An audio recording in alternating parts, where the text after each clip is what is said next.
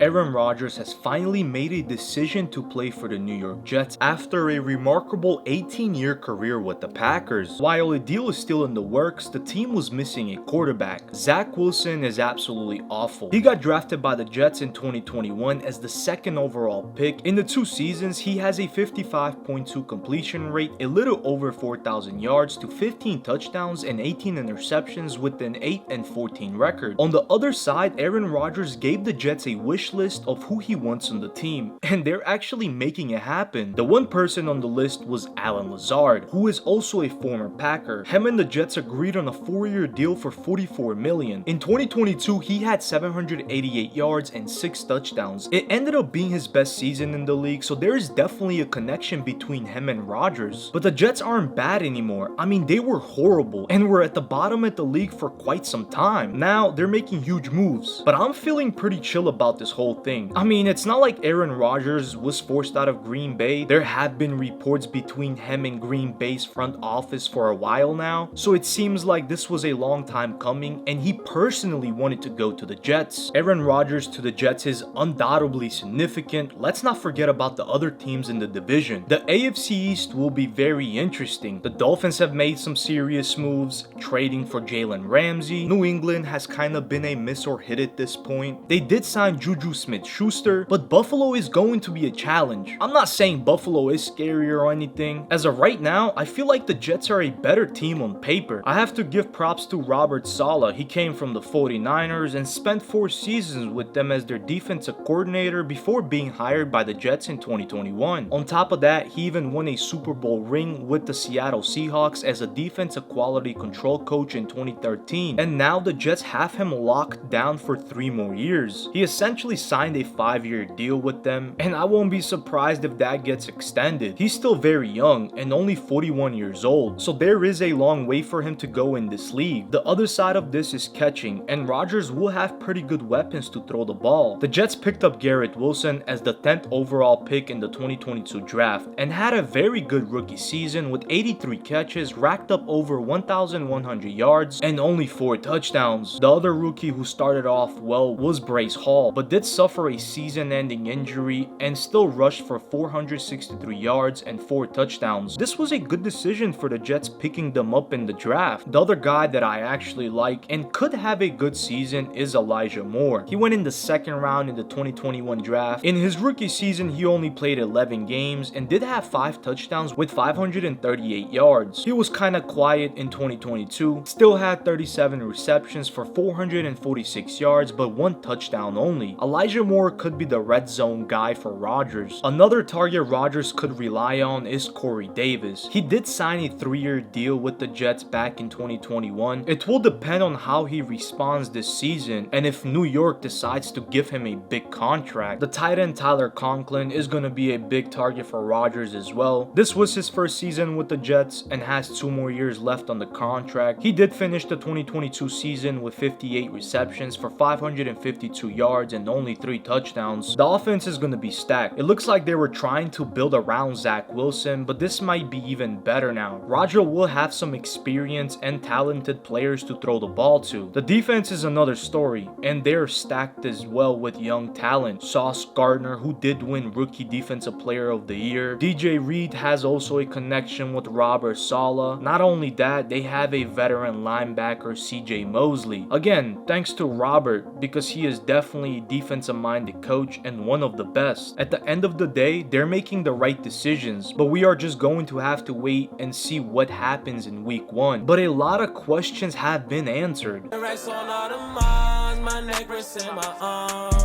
Bitch, we some stars, pull up in foreign cars.